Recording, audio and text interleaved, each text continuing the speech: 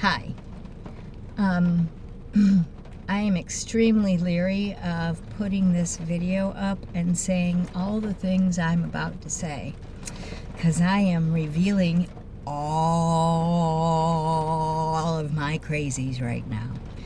And I have learned a phrase recently.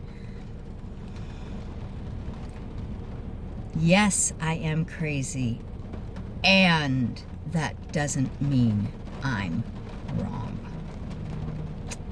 So, without giving all of the backstory, I'm just going to throw the top of my tongue thought out. Knowing what I know, because I am who I am, and I must fuck around and find out, I have a current operating theory about the current state of our current shared world. Lots to say on that, but we're not going there right now. However, I do notice a few interesting correlations that may or may not be being grasped on the larger scale. It does indeed feel like, and maybe it's only in my own head, because that is possible. Another video again.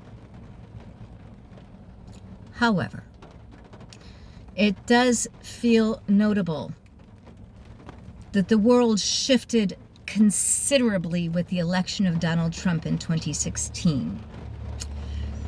The world further started spinning, escalating, exponentiating its spin. I don't know, pick your language. I don't give a fuck anymore. However, with the release of the COVID virus, however it was released, and I am not a conspiracy theory on that, not at all. However,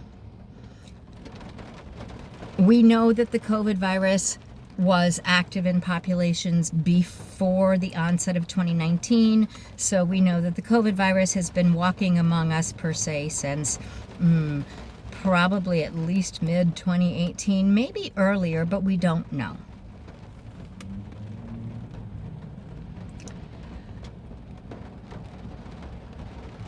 I heard a story on NPR during the crux of the COVID nonsense that said that what they were noting across medical domains, so like the epidemiologist talking to the virologist, talking to the neurologist, talking to the endocrinologist, all of these people that often don't speak together at the same table. By the way, that's another video, but I ain't going there today because this is too important, I think.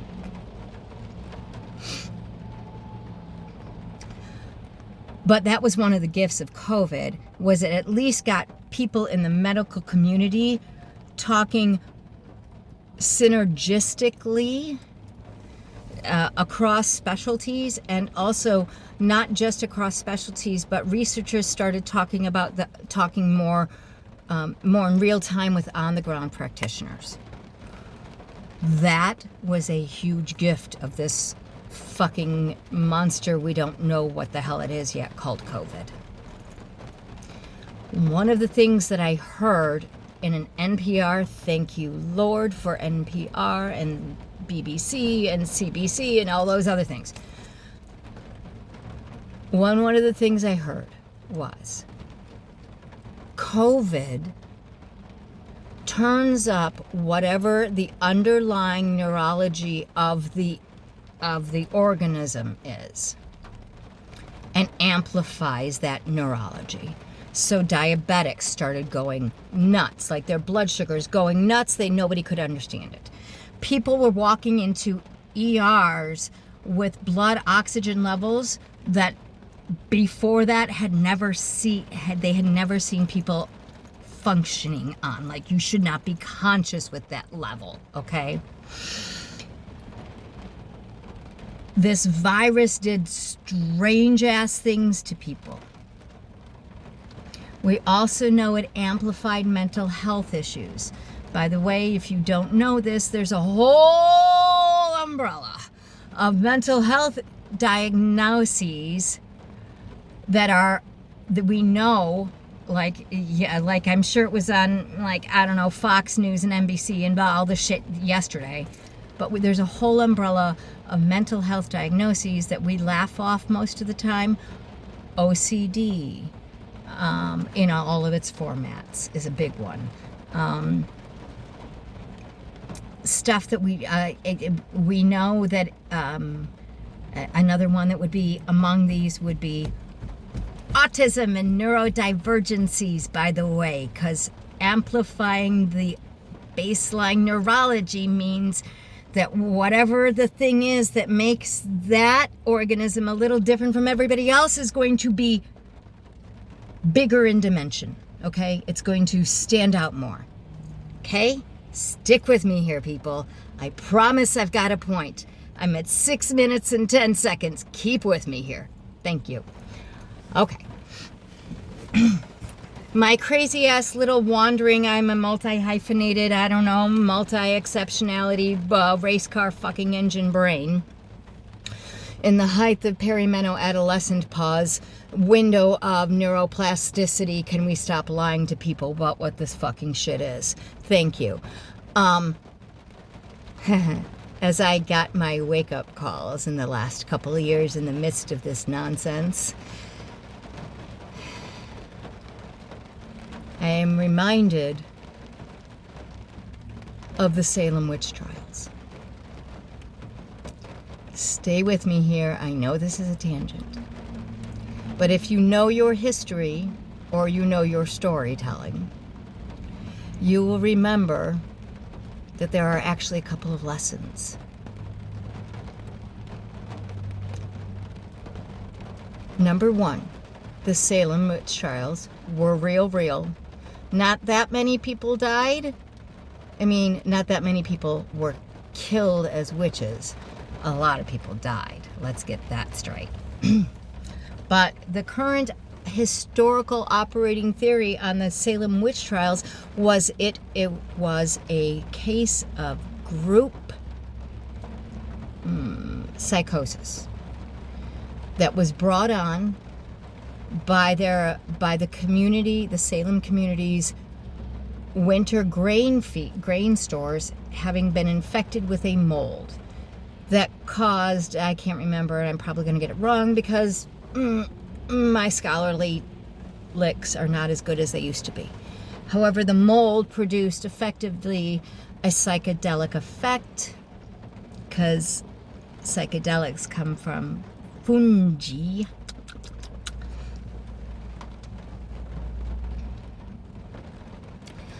And what occurred was effectively a mild LSD-like induced group psychosis. That is the actual quasi-speculative, we can only know what we know, current conclusion with the current evidence that science and historical perspective gives us. Let's just work with the idea that COVID is a virus. It is a retrovirus, much like strep, much like HIV, much like HPV. These retroviruses do very bizarre shit to human neurology.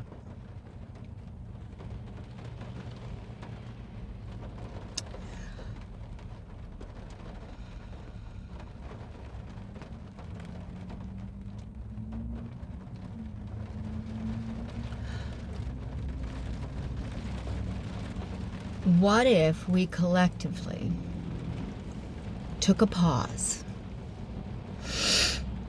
And before we do anything else that cannot be undone in our world, we took a pause and we took a collective inhalation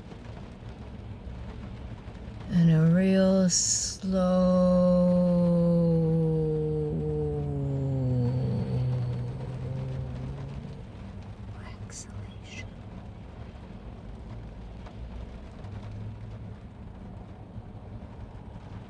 And we stopped looking at each other like we're at enemies and we're all lying.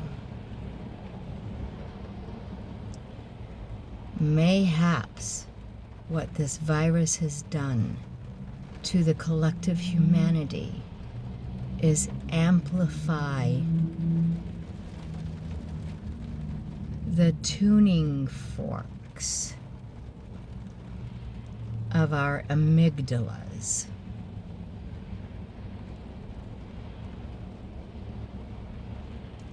Which has allowed us all, by the Lemony Snicket series of unfortunate coincidences, allowed us all to get way too deep buried in our silos and forget how to human.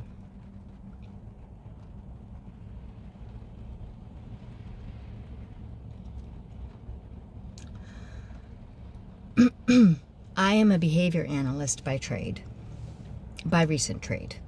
I'm also a voice teacher and performer by I had a life once upon before I had kids.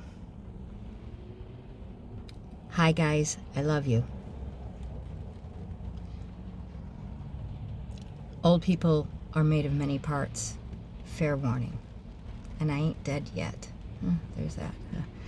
Anyhow, I'm a behavior analyst by trade.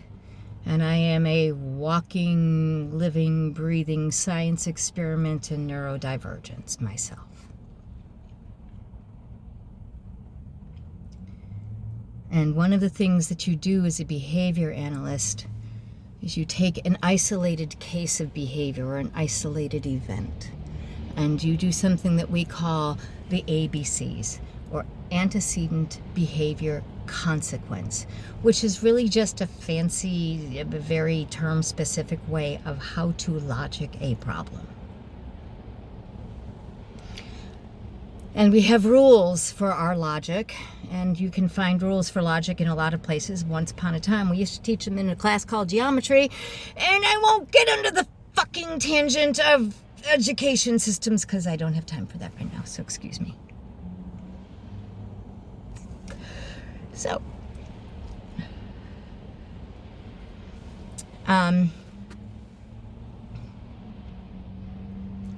so when I am looking at, by the way, behavior analysts, if you meet us in real deal, real life, we usually go around wearing a hat called a board certified behavior analyst. I have retired my credentials. I am speaking as a retired behavior analyst.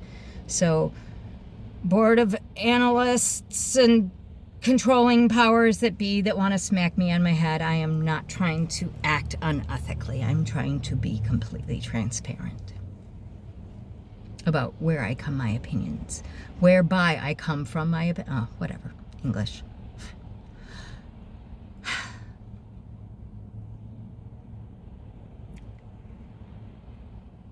There are characteristics of neurodivergence. We'll go with autism for a moment, okay? That appear over and over.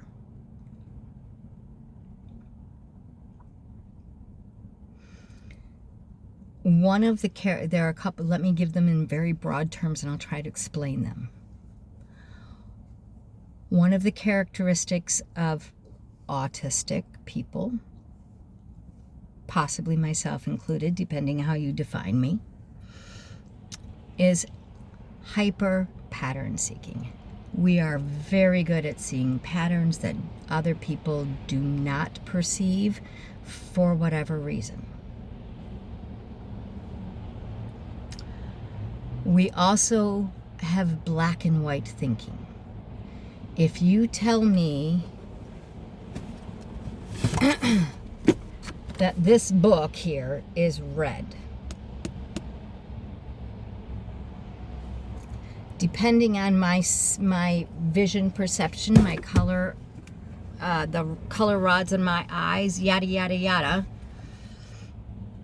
I may adhere so strictly to that definition of red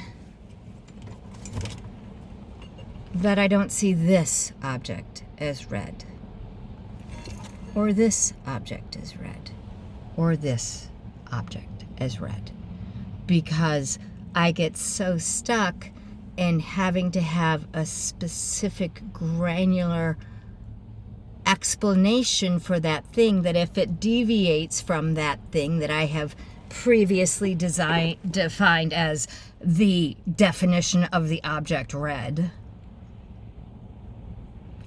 I'm hoping you're seeing where I'm going. That I cannot generalize red to this. You see where this is a problem. If I teach a kid with autism the concept of red as not a this is red, but and this is red, and this is red, and this is red. I'm teaching something called classes. I'm teaching organizing the world by according to class, according to category. We get to the point where we are trying to help our kids organize the world according to function. Here it gets kind of icky when we start talking about people.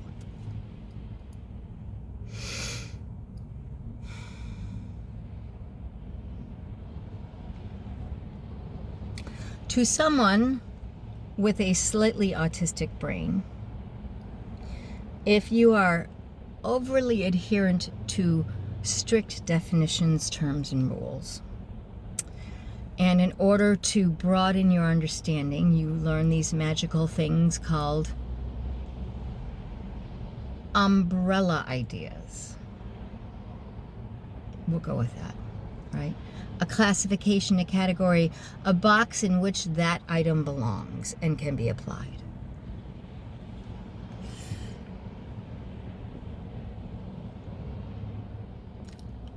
One can extrapolate function a little bit, and where this gets sticky for some of us. If you take the concept of object relations, the object in this case being the word red, the relation being this visual perceptual experience being the object red. Stick with me here. Cool. What happens when you go to human is you put humans into categories. And we know that humans are not objects. We are funny little slippery, obnoxious, dynamic human, individual, yucky things. Complicated. Ugh. And so one of those classifications that we teach directly and overtly to students who are identified as autistic. Lots of opinions, thoughts, and insights on that. Again, not this video. However, you leave that person with no choice but to relate to human beings as objects. And if I cannot put you in a static class, such as this fixed object that I keep holding up, and you shift and you change and you look different and you smell different and you sound different and you move different in a whole bunch of various settings and conditions that I, as a neurodivergent person, I can get into explaining that, not today, but I, as a neurodivergent person, understand that everything here in what I am perceiving is shifting, and I don't know what is shifting because it's all too much and it overwhelms me. Now, the most important thing I got to pay attention to is the human being who is providing a function to my very real human needs. If you're with me so far, then I think you see where this is going.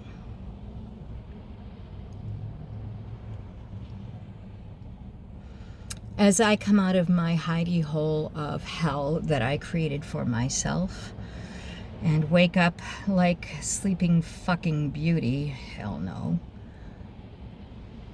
and move around in the world, I am noticing the profundity with which we have forgotten how to human.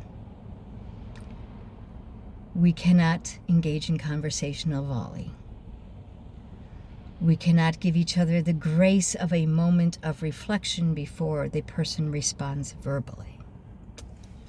We cannot turn off our own racing 24/7 little red Corvette inner dialogue in our fucking what the hell is this machine called a brain long enough to actually hear what is being said and to not react to words that are hypermobilized amygdalas I have trained to key in on as words of threat. To hear exactly what the person is saying around the words that you don't like. I notice most profoundly a very upsetting lack of inquiry among my fellow humans and an absolute absence of curiosity. And I'm wondering what the hell happened. I don't think it is by accident. I don't know if it's intentional. But what if you were to change your behaviors today?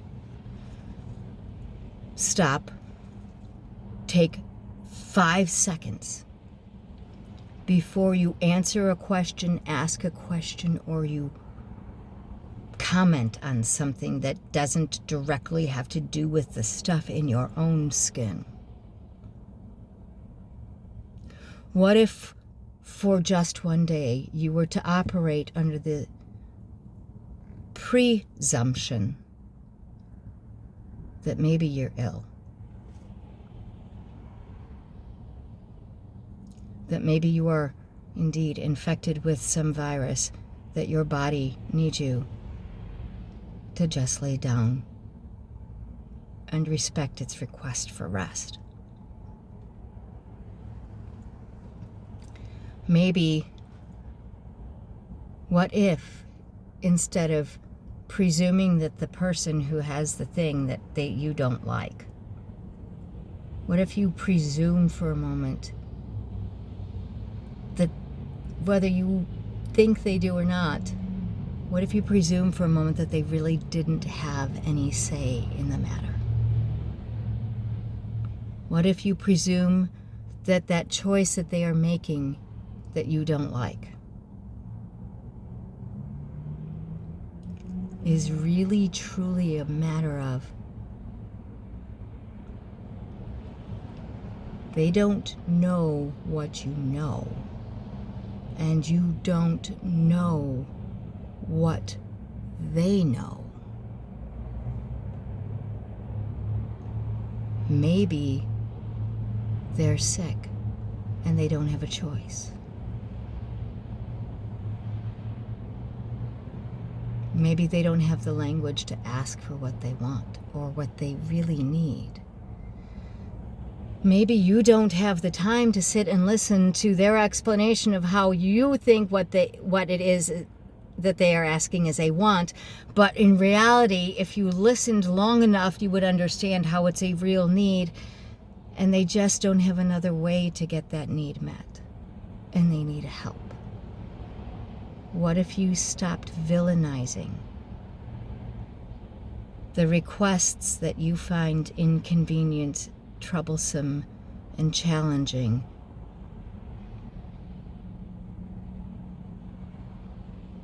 And you presumed a story, a backstory, filled with grace for the other person.